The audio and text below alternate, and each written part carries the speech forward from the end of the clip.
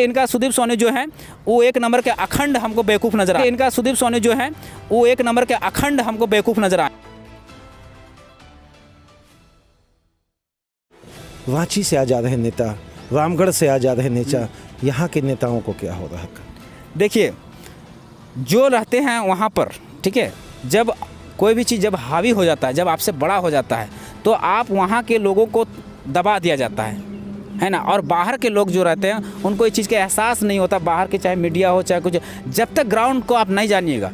पहले लोग रिपोर्टिंग कैसे करते थे? छुप छुप के जाते थे, बात करते थे इनसे, उनसे हाल चाल जानते थे और लिखते थे अपने आधार पर कि हाँ ये क्या। और आजकल के मीडिया क्या है, रांची में बैठ के, दिल्ली में बैठ के रिपोर्टिंग कर दे रहे हैं कि ये हो रहा है, उनके साथ अन्याय हो रहा है। अरे तुम ग्राउंड पे आओ तो वहाँ की शिक्षा व्यवस्था देखो, वहाँ की स्वास्थ्य व्यवस्था। जिन लोग कहते हैं हम लोग वहाँ के आदिवासियों मूलवासियों का विकास किए, अरे तुम विकास का नदी कहाँ बहाया तुम ज़रा दिखा। तो वहाँ की गांव की जितनी 15 गांव हैं आसपास में, 15 गांव में महतो, मांझी और दलित समुदाय के लोग ज़्यादातर हैं। जनरल लोग कुछ हैं। ये सारे जातीय समीकरण को हम सर्वे करके आए हैं। एक भी अपना वहाँ पानी की व्यवस्था है, ना बिजली की व्यवस्था है, ना स्वास्थ्य की व्यवस्था है, ना शिक्षा की व्यवस्था। किस तरह का विकास किए भैया? यहाँ के विधायक जी क्या कह रहे हैं, किस और हैं वो? विधायक सुदीप सोनी जो है वो एक नंबर के अखंड हमको बेवकूफ़ नजर आए। अखंड जिसको बोलते हैं, ये कह दिए कि शब्दों का प्रयोग आप कर रहे हैं विधायक के लिए। हाँ, एकदम अखंड बेवकूफ़ हैं। और अखंड बेवकूफ़ यहाँ के आदिवासी और मूलवासी को बनाने का प्रयास किया। हम उसकी जो उत्तर देते हैं, उसको ऑथेंटिक उत्तर देते हैं हम। उन्होंने कहा, उनके गजट जो भारत सरकार की गजट आई उसमें कह दिया कि अनाधिकृत प्रवेश वर्जित है, ठीक है, और इको सेंसिटिव जोन को हटाया जाता है। ये दो बातें कहीं। अब ये अखंड बेवकूफ़ जो विधायक हैं ये क्या कहते हैं कि आदिवासियों, मूलवासियों और जैनियों के बीच समन्वय बन चुका है। अब हम पूछने चाहते हैं, क्या इको सेंसिटिव जोन जो भारत सरकार ने बहाल किया है, क्या फिर से बहाल कर दिया गया? जो हटाया उसको बहाल कर दिया गया? नहीं। और क्या अनाधिकृत ट्रैकिंग जो लिखा हुआ है, जैसे कि आप हमारा वहाँ पर जीवन आधार जुड़ा हुआ पारसनाथ से, हम अपने पशुओं के लिए चारा का सामान, हम अपने जलावन के लिए लकड़ी लेने जाते हैं, बहुत सारा चीज़ जीवन का आधार जुड़ा हुआ है। अब अनाधिकृत ट्रैकिंग लिख दिया, आप पूछेगा, वहाँ पुलिस लगा देगा चारों तरफ से, पूछेगा आप क्यों चढ़ रहे हैं पारसनाथ, कहेगा कि हम 5 पला लेने चढ़ रहे हैं, तो बोला आपका चढ़ना वर्जित है। अनाधिकृत ट्रैकिंग ही ना होता, रोक दिया गया। हम स्थानीय हैं, हम यहाँ घूमने का मन किया कि हम पारसनाथ घूम के आए, तो बोला आप क्यों जा रहे हैं, तो बोला घूमने जा रहे हैं। बोला अनाधिकृत ट्रैकिंग जो होता है वो वर्जित है, तो मतलब हमको चढ़ने नहीं दिया जाएगा। तो चढ़ने किसको दिया जाएगा? कहेगा कि आप तीर्थ यात्रा करने जा रहे हैं, हाँ तो जाइए आप। अब हम आप यहाँ मरेंगे और जब जैन धर्म में अगला जन्म में जब जन्म लेंगे तभी ना हम पारसनाथ चढ़ेंगे। अभी तो संभव नहीं है, क्योंकि वहाँ अनाधिकृत प्रवेश वर्जित लिख दिया है। तो क्या अनाधिकृत प्रवेश वर्जित का जो ये सरकार, केंद्र सरकार जो गजट पास की है, क्या उसको वापस ले लिया गया? वापस अच्छा, क्या ये नियम एक ही जगह पे है या पारसनाथ पे? केवल पारसनाथ में। अगर वापस नहीं लिया गया ये दो चीज़ें, तो ये सुदीप सोनू जी हैं, ये कैसे कहते हैं कि ये समन्वय बन गया? अरे भैया, सरकार ये प्रशासन ये नहीं देखेगी कि आप यहाँ स्थानीय के मूलवासी हैं, वो देखेगी सरकार का गजट, सरकार का नोटिफिकेशन कि यहाँ अनाधिकृत प्रवेश वर्जित है, तो उसको रोक दीजिएगा। सुदीप सोनू हमको बता दे कि वो अगर हटा दिया होगा तो हम उसका समर्थन करते हैं। वो अगर कह देगा कि कुछ सेंसिटिव जोन को फिर से बहाल कर दिया गया तो हम उसका समर्थन करते हैं। आज भी उनके साथ खड़े हैं। श्रीमान, धर्म बड़ा या भोजन? भोजन बड़ा है। भोजन रहेगा तभी आदमी धर्म करेगा। ऐसे भी कहता है, देखिए हम शास्त्रों की भी बात करते हैं। महाभारत कहता, महाभारत में एक स्लोगन आप देखे होंगे, विद्या ददति विनयम। विद्या विनय देती है, विनय से पात्रता आती है, पात्रता से आदमी रोजगार प्राप्त करता है, रोजगार से धन की प्राप्ति होती है, धन से भोजन मिलता है आदमी को, भोजन से आदमी को धर्म की विकास होता है। तो धर्म कहाँ से जुड़ा हुआ है? सीधी बात, भोजन से जुड़ा हुआ है। खाली पेट कोई भी धर्म नहीं कर सकता। आप लिख के ले लीजिए।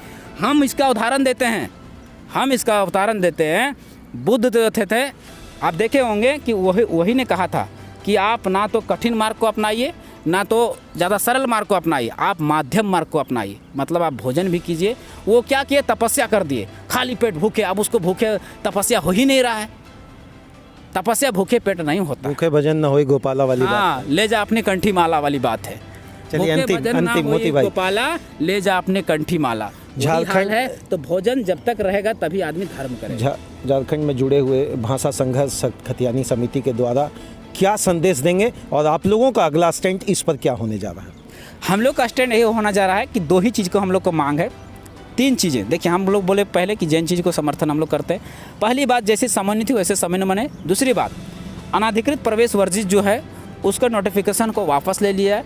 तीसरी बात, अति संवेदनशील क्षेत्र घोषित है, उसको घोषित किया जाए। और जो ज़मीनों को वहाँ पर अतिक्रमण हो रहा है, धर्म के नाम पर लूट हो रहा है, उसको जल्द से जल्द रोक लगा जाए। और जो जीएम लैंड है, जीएम लैंड रहना दिया जाए, जो जंगल का क्षेत्र जंगल रहने दिया जाए, और जो सीएनटी की ज़मीन है, सीएनटी की ज़मीन में रहने दे। वो आए, धर्म करें, हमें कोई आपत्ति नहीं है। अतिक्रमण बंद हो। वहाँ के पारसनाथ के जंगलों में आग लगता है तो ये लोग अपना कहते हैं, अपना दावा ठोकते हैं, तो पहले पारसनाथ के जंगल में जो आग लगता है उसको नियंत्रित करने का प्रयास करें। और नहीं तो जिस दिन जंगल में आग लगता है, अगर नहीं आएंगे इस बार मालूम होगा, अब पता करेंगे कि क्या होने वाला है। अबर करें हम लोग, जब वहाँ पर आग लगता है तो उधर का टीम इधर का टीम, हम लोग दिन रात करके जंगल को बुझाते हैं। काहे कि उससे हमारी आस्था भी जुड़ी हुई है, हमारा उससे जीवन आधार भी जुड़ा हुआ है। सारे जीवन की जितनी भी वस्तुएं हैं, मूल्यवान लकड़ी हो गया, चाहे मूल्यवान औषधि हो गया, चाहे पात पला हो गया अपने पशुओं के लिए, सब हम लोग वहाँ से लेते हैं। और पारसनाथ में जब पानी पड़ता है तो पारसनाथ के पानी पड़ने के बाद पारसनाथ जरकता है, जिससे हमारे तलहटी पर जितने भी खेत हैं आसपास के बाजू में वो सारे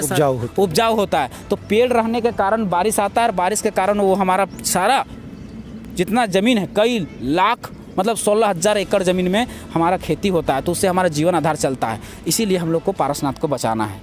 धन्यवाद मोती भाई, बहुत बड़ी बात आपने कहा है। चूंकि हर संस्थागत ढांचा के साथ हर शब्दों के समीकरण को आपको समझना पड़ेगा। एक वेल एजुकेटेड पर्सनालिटी हैं मोती जी, हवा में बात नहीं करते। मैंने कई एक इंटरव्यू इनके साथ किया है, और जब भी मैंने इनसे बात किया है तो एक ज़रूर मैंने मार्क किया एक चीज़ कि आंकड़ों से बाहर ये नहीं जाते हैं, इसलिए उनके साथ बात करने में भी मुझे मज़ा आता है। सबसे बड़ी बात है, ये प्रकृति के पूजक हैं, प्रकृति के आंगन में रहते हैं, प्रकृति को ही ईश्वर मानते हैं, प्रकृति को ही अपना जीवन यापन का आधार मानते हैं। और अगर इसके साथ आप खिलवाड़ करेंगे तो मुझे लगता है फिर आप अहिंसा परमो धर्मा वाली नीति से बाहर चले जाएंगे। श्रीमान, आज हजारों वर्ष से इस पहाड़ की हर कोने पर व्यक्ति सामंजस्य की भावना से जी रहे थे। मंदिर एक था, इनका सबसे बड़ा समर्थन मैं एक लाइन में कर रहा हूँ कि जब आपके 24 तीर्थंकर थे तो 24 मंदिर, या आज 32, 36, 35 और कल 75, 70 भी होने का आशा ये लगा रहे हैं। ज़मीनों का कब्जायत आप छोड़ें, आप नीति संगत बात करें। मैं ना तो इनका समर्थन कर रहा हूँ, ना मैं उनका समर्थन कर रहा हूँ। जिस तरह आप अपनी देवता का पूजा करते हैं, मारंग बुधु भी इनके देवता हैं, और इनको पूजा में कभी आप बाधक ना बने। जय हिंद श्रीमान, धन्यवाद। बस एक ही मेरी कोशिश है, झारखंड समृद्ध कैसे होगा, झारखंड विकसित कैसे होगा, ना तो राजनीति से होगा। मुझे लगता है एक ही नीति ज़रूरत है, वो है समाज नीति और समानता स्वतंत्रता के साथ। धन्यवाद।